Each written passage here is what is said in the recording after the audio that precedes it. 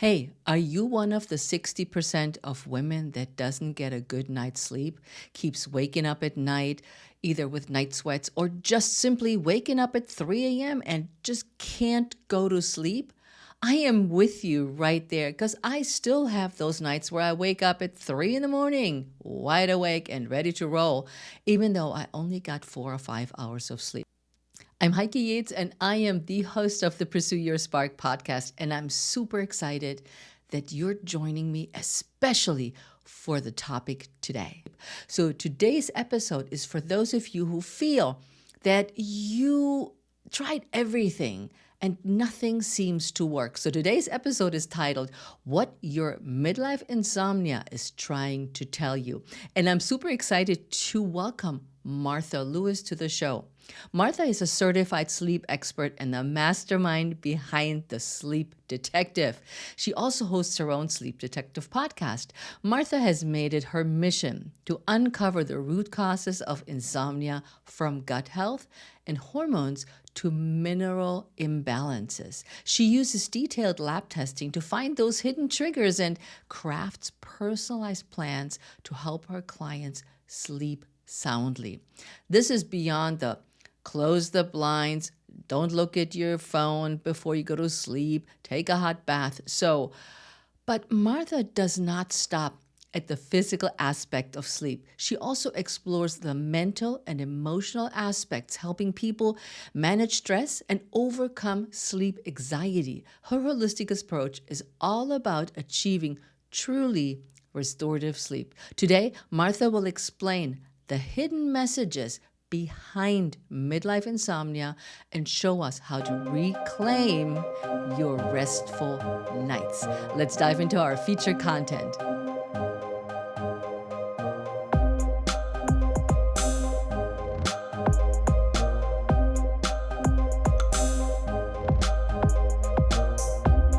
But before we dive in, I want to know, how do you stay active and healthy, Martha?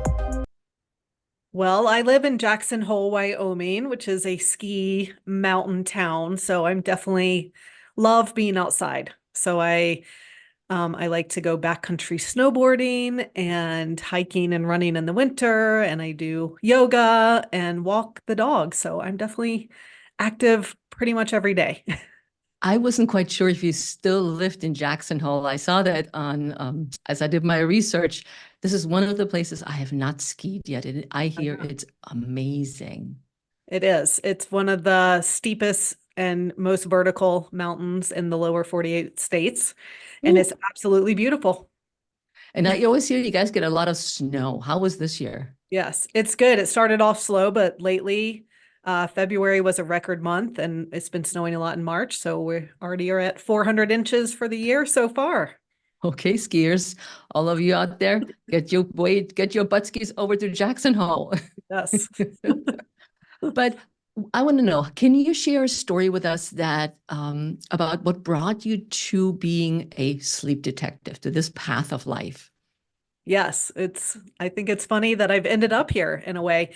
I've always been into health and wellness and nutrition and always slept great until I was pregnant. And in my third trimester, I got insomnia and I was miserable because I need sleep, I would say. But I figured it was just hormones and there wasn't much I could do about it. But then after my son was born, I still wasn't sleeping. My son also was a horrible sleeper. So even by the time he was 3 months old, he was waking up every 45 minutes to 2 hours all night long. And I was like, why have I become a mother? I had it so good before. What have I done? And I ended up hiring a sleep consultant and to help with his sleep. And within 4 nights, he was waking up once a night. My life was totally changed. And so I became a pediatric sleep consultant to help families with their kids' sleep. And then I realized that I still wasn't sleeping. So even though now my son is sleeping, I'm not. I was like having a hard time falling asleep. And then I was awake every night at 3 in the morning for a couple hours and would finally get back to sleep around 6. But that's when my son was waking up for the day. So then I'm only getting like 6 hours of sleep a night. And, night after night after night of that, I was miserable. And, I talked to some people who they're fine. Like they were like, I wish I could get 6 hours of sleep. I'm only getting 2 hours of sleep. I'm like, I cannot function until I have like 8 hours of sleep. So I went on this journey to try to figure out my sleep. I followed what's called the sleep hygiene. I call it the sleep rules, like having a bedtime routine and not drinking caffeine too late in the day and exercising every day, like all the things you hear everywhere. And those things helped a little bit until I went through a stressful time. And then none of those things worked. And I had insomnia again. And luckily, I saw someone who was doing lab testing, like functional lab testing for sleep. And I was like, I just had this aha moment like, this makes so much sense. There's something more going on because I've tried everything. I tried every supplement under the sun. And so I decided to become certified. I learned how to interpret these tests and give recommendations based on the results. And when I did the test myself, I found out I had a parasite. I had hormone imbalance. I had heavy metal toxicity. I was sensitive to gluten. And all of these things I learned were affecting my sleep. So once I started correcting those, that's when I started sleeping better. And so now that's how I help others with their sleep. Oh my God, you just dinged off a whole bunch of bucket list items right in that whole paragraph. You just told us about your life. Like, because I woke up this morning at 2:30 a.m. and twiddled my thumbs and I was like, okay, this is the second night in a row. Seriously, I don't want to. I want to go sleep.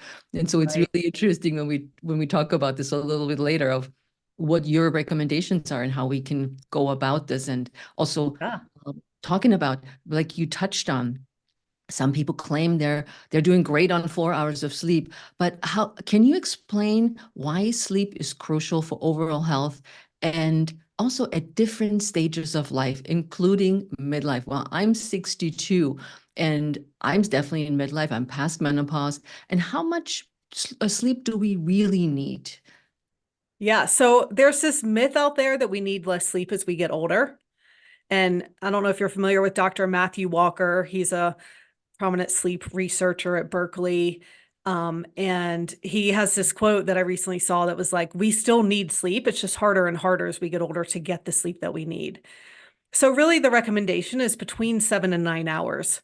There's also this myth that 8 hours is a magic number. It is different for everyone. So, you know, but at least 7 hours. And that's recommended because getting fewer than 7 hours of sleep has shown to have an increased risk of many different chronic diseases. So, everything from heart disease to diabetes to depression to certain kinds of cancer. And that's because so many important things happen when we're sleeping. Um, like first of all, like amyloid plaques that are believed to contribute to Alzheimer's, those are cleared away when we sleep. It's where our memories are made and where how we store information long term. So it's super important for learning and remembering things. And yes, it's when our blood sugar is regulated. It's when like growth hormone is released, even, in adults at all ages. And so really all these repair processes are happening while we sleep. So it makes sense that if we aren't getting enough sleep, then it is going to affect our health over time. Yeah. And also it's if you don't sleep, you raise your cortisol levels. And that's what a Yes. lot of women dealing with. And you don't even think about that sleep is I don't say to blame, but it's part of the problem.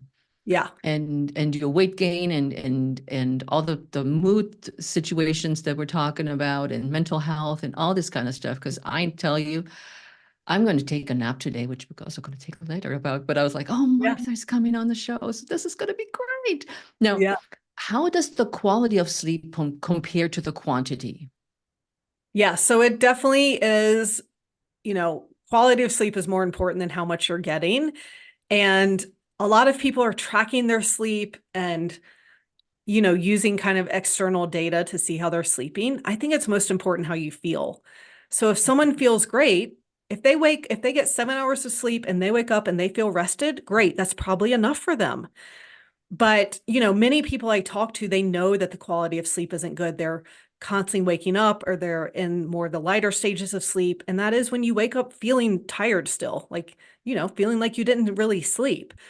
And so, yes, quality is super important. Even if you're getting 8 hours, if you're waking up not feeling rested, something's going on there too. And that's not how it should be. I looked at just recently, I spent a week with my son, his wife, and our granddaughter in Spain, and we had adjoining rooms.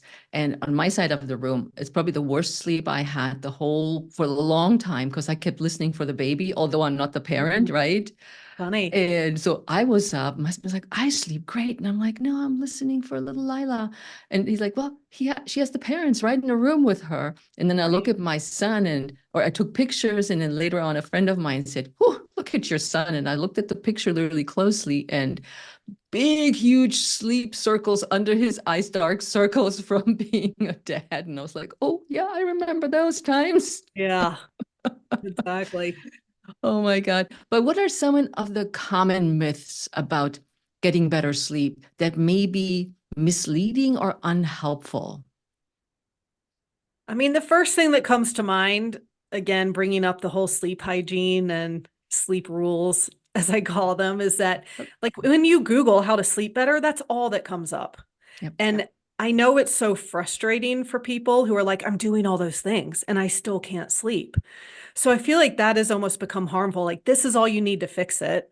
And what I want people to know is that no, if you're doing all those things and you still can't sleep, there's something more going on. There are imbalances in your body that are causing that. And so I think there's not a lot of awareness about that because also everyone tells me they go to their doctor, they get blood work run, everything's normal. And so their doctor's either like, hey, follow sleep hygiene, or it's all in your head. This must be anxiety, which also really frustrates me because, that makes it seem like it's someone's fault. Yep. And like, there's also like a psychologist should be able to help them. And if they can't, then there's just something wrong with them. And I believe that the same imbalances in the body that can cause insomnia can also cause anxiety. And so it's, it's very much, yeah, I believe there's so much of a physical connection to our mental health as well. And so many physical imbalances that can manifest what looks like mental health issues. Mhm. And so, yeah, so thanks for asking that question because that's some of the myths that I definitely want to And that's exactly when I ask. was preparing for the interview. And what drew me to you as a guest for the show is because you said in the little clip I heard about you, you said, it's not about what you hear and what you read. This is gonna be changing. This will change your life. My approach and how we're doing this, you will get sleep. But here's what you need to do. And that's why I was like, oh, we need to get you on the show because I had like keep the room at 69. I can't sleep at 69. I need at least 71. Well, I'm Mhm. 62. I have still night sweats occasionally. Uh, Right. I've got dark blinds to really cover the room, but I still Mhm. was up today at 2:30 twiddling my thumbs. I was like, hello, I'm back. Right. So all these things, and I hear this over and over too, not just for women that go through menopause, but also like myself, postmenopausal, we still have this waking up, or like my husband in this case, he can't go to sleep oftentimes. He takes him hour to sometimes 2 hours to fall Mm. asleep. And Right. so these different rhythms that we have, and we think, at least I'm like, it just is what it is. Yes. But what can unconventional insights can functional testing provide about sleep disturbances, and why might standard sleep studies fall short on that? Yes. These are So, two pieces. They're two yes, pieces. right. Yeah. So to start, I'll say that I see insomnia, not sleeping well, as a sign that the body's out of balance. So it's a symptom of a bigger problem. It's your body saying, hey, something's not right because we are meant to sleep well. Like we as humans, we need sleep, as we've talked about, the reasons why. I always think of we've evolved for tens of thousands of years without, evolving out of our need to spend a third of our lives asleep. Like that's how important it is. So if someone isn't sleeping, there's something getting in the way of that. And so the things I'm looking for um, are sex hormone imbalance, cortisol, like you talk about, not sleeping causes high cortisol levels, but also then high cortisol levels affect sleep. So that's a common reason why people are waking up at night. Lack of neurotransmitters like serotonin and GABA can affect sleep. Liver detox issues, mineral imbalances, toxins like heavy metals. Like there's so many different things that can affect sleep that I think people aren't aware of. So I use functional lab testing to look at the big picture. Okay, what's going on in the body? What's out of whack? I see it as it's kind of like a puzzle, Mhm. and everyone's pieces are a little bit different. There's always more than one thing. So it's not just hormones, like we think of that in midlife. But by the time hormones are out of balance enough to be affecting sleep, also the gut likely isn't healthy, the liver isn't detoxing properly, minerals have become out of balance. Like it's just led to other pieces. And so I use the testing to get the different pieces for each person and put together their puzzle so that we don't miss anything and help them get their bodies back in balance so that they can sleep. Mhm. And so that's the value of functional lab testing that is different than blood work, again, that tends to come back normal for people. That's meant to diagnose disease, like once it's gotten bad enough for blood work to be out of balance. Like this is almost preventative in a way and Mhm. seeing what's out of balance before it's really bad. And then, so how that differs from a sleep studies are mainly looking for sleep apnea. And Ah, so they'll hook you up to all these things. It will show you whether you're sleeping or not. But also if you stop breathing and how many times that happens in a night. So a sleep study might show that you aren't sleeping well, or that you only slept 6 hours. It's not going to tell you why or what's causing that. But what they're really looking for is apnea and other very rare disorders and selling CPAP machines. So most people I talk to have done a sleep study, and it hasn't really helped at all because it's not giving them answers. I know two people. That's why I was like, oh, this is a really good question. My neighbor went for a sleep study and Mm-hmm. he's like, oh, I can't sleep, Heike. I'm always tired and it's the kids and this. So I'm going to go to a sleep study. And he went and he says, well, yeah, they told me I don't sleep well. I'm like, now what? Yeah, like He you already says, knew that. he says, well, they said I need to go outside more and exercise. Mm-hmm. So that lasted only for, as far as I could tell, maybe a month because he's definitely not into exercise. Yeah. And he literally has to force himself to exercise. But he would make a good push, and I said, "Well, how's it going?" He's like, "Well, I'm taking a sleep aid now because it's like I just don't sleep much better." And then I was like, "Okay." And then the other example is a client's husband.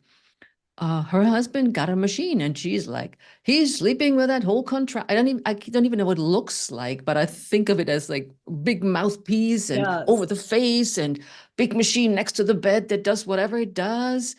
And I'm wondering, like you said, is that really necessary, or is it just because uh, health insurance want to sell us stuff, medication, and the whole healthcare system is just so tuned into giving us drugs and gadgets? Yeah, I think that's a lot of it.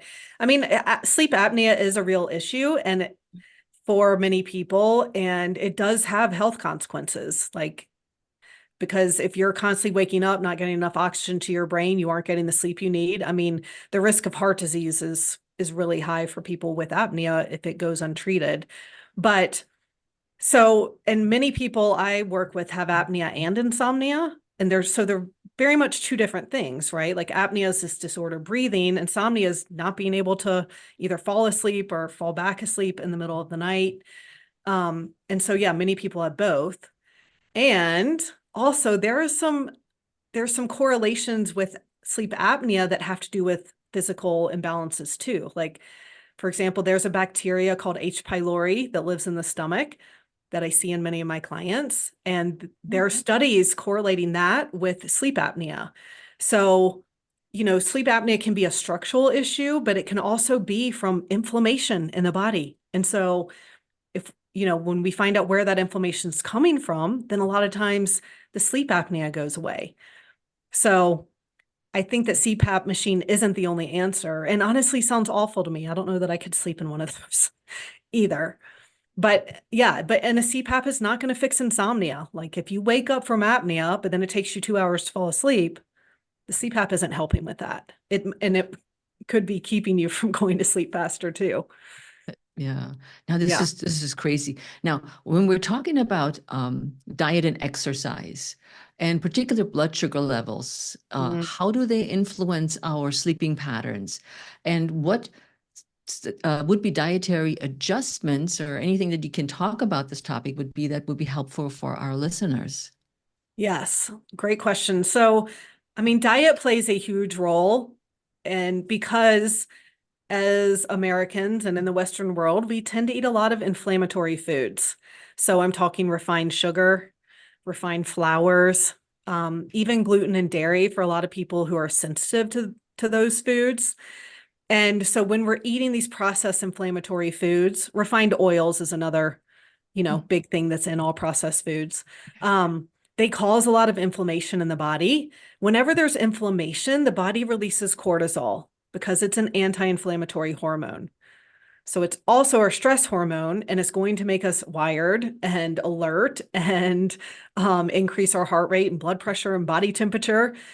So so when we're eating these inflammatory foods, then we're having this low grade inflammation all the time. And so that's also going to continue into the night. And when the body releases cortisol at night, it's going to wake us up and keep us from being able to sleep.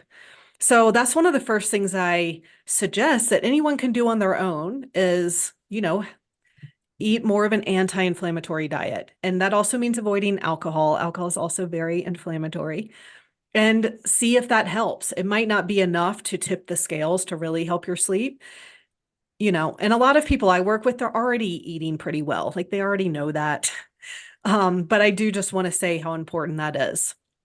And then You when we know, talk, yeah, you know, I know that people know, but from my experience working with my clients in my courses, they don't really know. They don't really think it's a big deal yeah, if they have their bagel every day.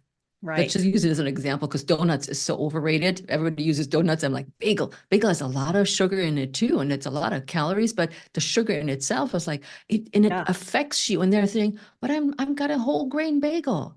I'm like, Hmm. but it's not good. It increases inflammation if Yeah. you do this every day. Yes. And like, the second part of your question about blood sugar, Mhm. that's definitely impacting blood sugar. And so blood sugar is so important for sleep because when our blood sugar is drastically up and down all day, I say, it's on the roller coaster. So say you do start your day with a bagel and a cup of coffee, like your blood sugar is going to spike super high. Then your body releases insulin to lower it. Then it drops really low. And then your body releases cortisol because it's stressed, and cortisol actually releases glucose into our cells. And when your blood sugar drops low, it makes you crave quick energy foods, which tend to be the unhealthy foods. And so then blood sugar spikes really high again, and then you're on that extreme roller coaster. When that's happening all day, it's continuing into the night. And so whenever your blood sugar drops too low at night, your body's going to release cortisol. It's going to wake you up. So this is one of the first things I start working on with our clients. It takes about a month to get the lab results back. We start Okay. working on diet and blood sugar right away because that's some low-hanging fruit that's for a lot of people having this big impact. And so what I've started recommending is that people start testing their blood sugar. That's the only way we're going to know if it's an issue. And Good. so there are glucometers you can buy where you prick your finger. They're pretty inexpensive at the drugstore. I also recommend a continuous glucose monitor where you put something in your arm. I actually have one in my arm right now. Oh, show it, show it. Can And you see? Yep. Okay. If you it's watch, covered when you up. watch, It's it's covered it, up with a patch, but that's um, okay. So that's where it's underneath it. So it's not on top of the arm or on the chest. It's under the arm. Why right. is that?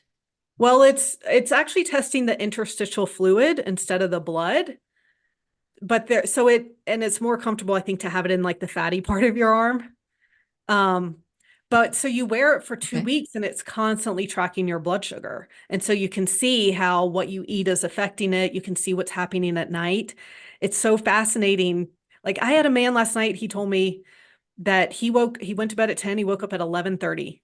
And we looked at his CGM, it's called continuous glucose monitor results. His blood sugar dropped drastically right at 11:30. I'm like, this is so cool to see this. And his wasn't from eating, it was more from stress. Like he did something before bed with his mother that was very stressful. But it's crazy how we could actually see that dip. And that's exactly when he woke up. Mhm. So, yeah, In so that, monitoring that is so important. in that case, what did you tell him to do? Just for him specifically. That's not advice for anybody else listening, but Yeah, I'm yeah. curious now. So it's like in the middle of the night, 11 o'clock. What was a strategy that you used for him? Well, once your body is releasing cortisol, there's not much you can do except for stay calm. I mean, I think when we wake up, I know this was me, when I was in the peak of my insomnia is like then you're stressed and worried and so exhausted and thinking like trying to think of what you did wrong that day that's making you be awake. And so part of it is like accepting where you are in the moment. I usually recommend getting out of bed if it's been a while and you aren't falling back asleep and reading or doing something relaxing with the lights really dim. And just kind of giving time for that cortisol to kind of go through your body and your body to clear it out. There's not much you can do once that happens. Um, but it's also awareness. Okay. Like, okay, I see how this triggered it. So I'm going to be more careful of what I do before bedtime. And if something happens, like at least you know why. And it's just, like he couldn't have avoided what happened that night, right? But we could see why it was happening. And so, I think it's powerful to at least know and that's going to happen every once in a while and it's not a big deal. But for the most part, try to avoid stressful things happening before bed and that's why the bedtime routine and all that is important. But, it's not enough if blood sugar is dropping low from what you're eating every day.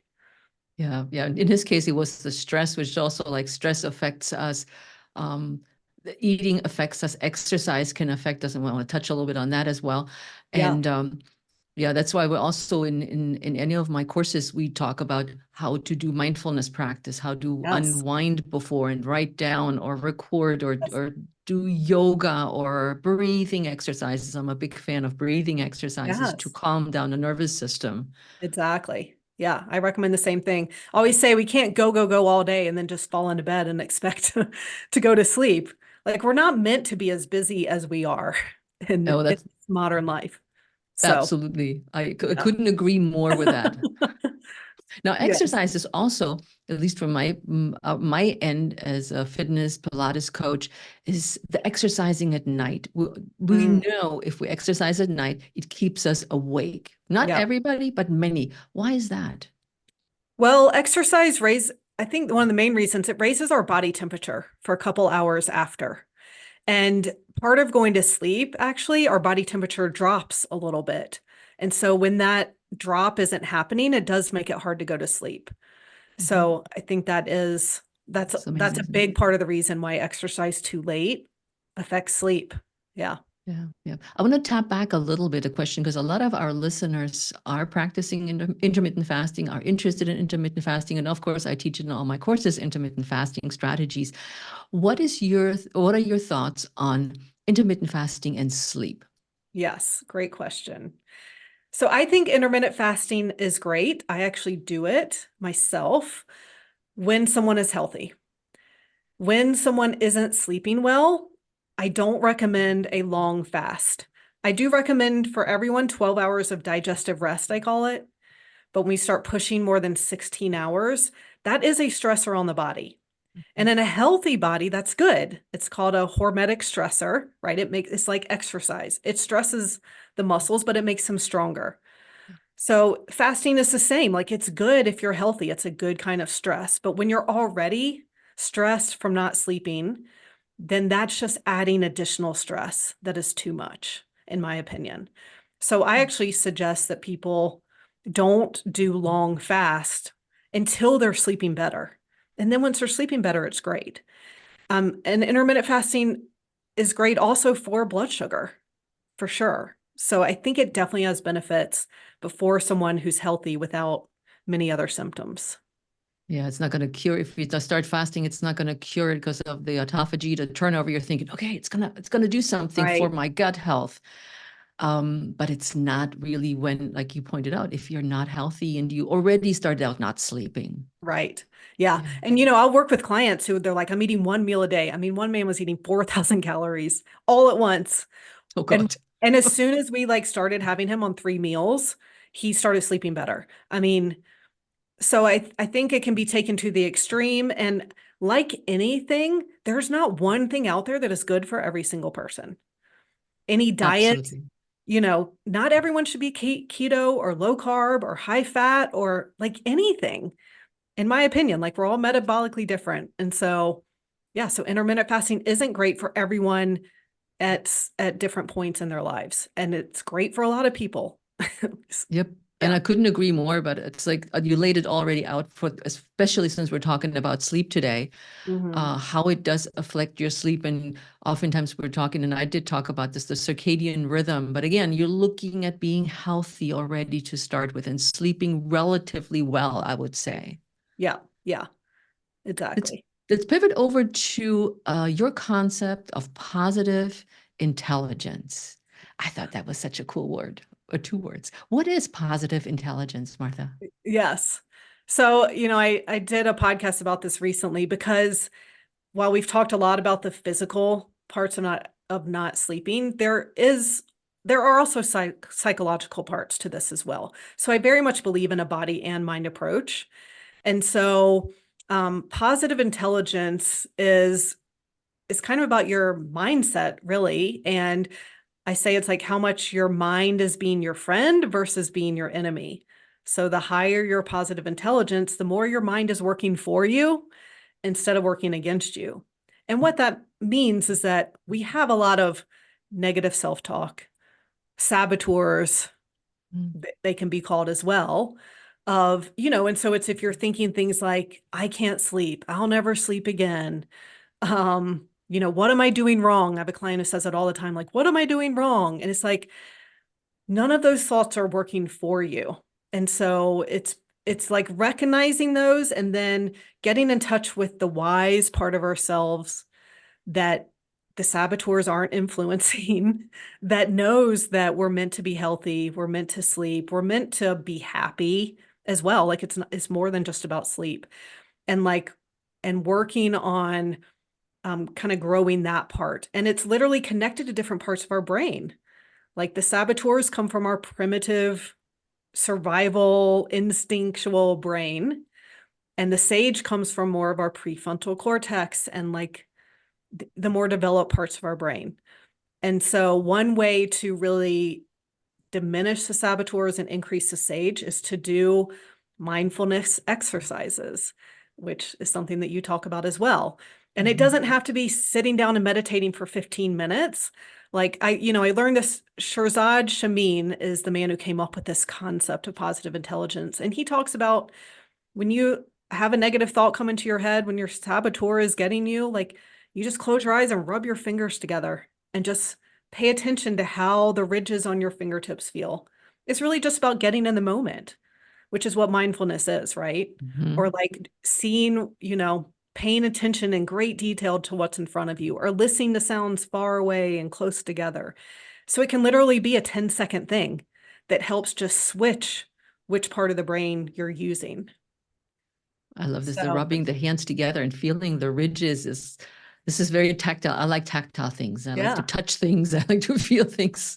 That would work really well for me because sitting down and meditating is I tried this before and people are like, you're such a fitness person. This must be resonating with you. And I'm like, I get so antsy and I can't let go of anything. And now my knees are hurting and my back is hurting. Yeah. I was like, this is not working for me. I'm gonna go for a Yeah. walk instead. Yeah. So it doesn't have to be that. And it could be when you're walking, you just pay attention to your foot as it's touching the ground and your breathing and everything else. And that is enough to just switch what part of your brain you're using. Yeah. Yeah. Because again, if you don't use that positive intelligent, as you call it, we're uh, pursuing the negative thoughts, the Mhm. self-doubt, like your client said, what would I do wrong? Yeah. all these things, and I, especially as women in midlife, we need to let go of this nonsense. This Right. needs to go. We need to stop doubting ourselves. We need to look for sources like Martha and say, okay, there's somebody outside a different network that can help me with the needs I have in a holistic way. Yeah. Yeah. Now, going back to sleep one more time, what I say this sometimes too. I'm guilty of that. It's like, if I didn't sleep enough tonight, I'm gonna make up tomorrow and Mm. go to bed an hour early. What is that something? What are your thoughts about that? Is that working? Am I just fooling myself? Yeah. Well, I think it's better than not trying to make it up.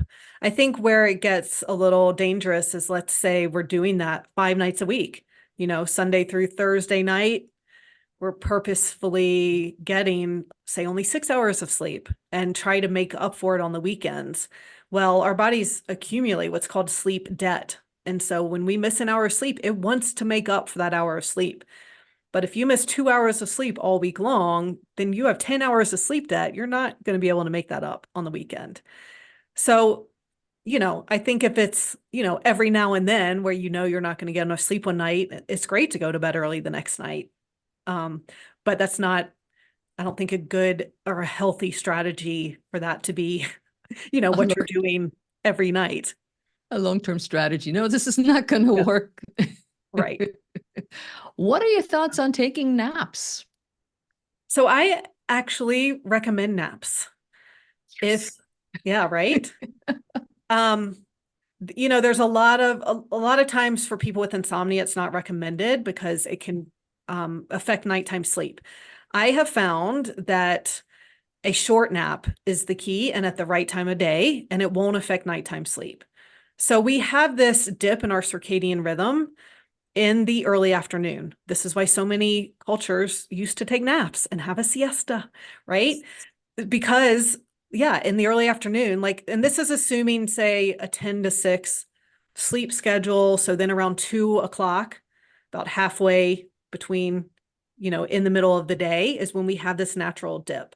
And so it can be a great time to take a nap. If you take it too much later than that, it can interfere with nighttime sleep. And I also recommend it not being more than 30 minutes. So that way you aren't falling into the deeper stages of sleep. You're just staying in stage 1 and stage 2, which are the lighter stages of sleep. If you're trying to say you're traveling or, you've missed a lot of sleep lately, then it can be more appropriate to take a longer nap. But you want to then let your body sleep as long as you need to, like a full 90 minutes or a full sleep cycle. If you wake yourself up in an hour, that's when you wake up feeling groggy and awful because you're waking yourself up in the middle of a sleep cycle. Because So, I hear this from some people. There's like, if I take a nap, I only take 2 hours because otherwise I feel groggy. And I'm like, well, if I were to take 2 hours during the day, I wouldn't be able to sleep at night. So yeah, I do what you suggest. I do my 30 minutes yeah, between 1 and 2. So people, if you can't get a hold of me and I'm not responding to anything, I'm sleeping. yeah, yeah. And I also tell people, because when I was, dealing with insomnia, I took a nap almost every day. I'd put my son down for a nap and I'm like, I'm just going to lie down. A lot of times I wouldn't even think that I slept, first of all, but then there might be a little drool on my pillow. So I'm like, well, I went to sleep, even though I didn't think so. Or other times I knew I wasn't sleeping, but I would still feel so much better after. So I think it's okay if you, like, people say, I can't nap, I don't fall asleep. That's okay. If you feel tired at that time, just go lie down for 30 minutes and hopefully you feel a lot better after. I know that I always did. You sound like my ex-husband. When our first son was born, I was trying to be the hero mom. I would clean the house and take care of the baby and do all the stuff. And I was always tired. And he's like, you are terrible. He says, go lie down. I was like, I can't sleep. I don't take naps. And he says, 30 minutes, I'll wake you up. Just lie down. And I did. And I would just literally lie there with my hands on my chest. And I'm like, okay, close your eyes. And like you said, I felt so much better whether I Yeah. slept or not. And Oh, to the good. day, my kids are now 34 and 30, almost 31. If I can, I take a nap every day for 30 minutes. I'm like, Awesome. That's my religion. Now, Martha, what is something that you wish somebody had asked you, interviewing you, and you have not been asked, and you said, "Oh man, why didn't they ask me this?" Is there something that you like feel compelled to share? What I always feel compelled to share is I want people to know that they don't have to live with insomnia. So we've talked about you go to your doctor and kind of the only options are a sleep study or sleeping pills or following the sleep hygiene. And if those things don't work, I think a lot of people lose hope. And so I just want people to know, like, you are meant to sleep well. I think it is inevitable that anyone can sleep well. And so, yeah, we can find out why you aren't sleeping and fix that, and then you can sleep well. That's a great advice for the end of our show. I love it. So, Martha, how can people connect and reach you? My website is thesleepdetective.com, and my Facebook page is the same. I'm on Instagram as Martha Lewis Sleep Detective, and my podcast is the Sleep Detective Podcast.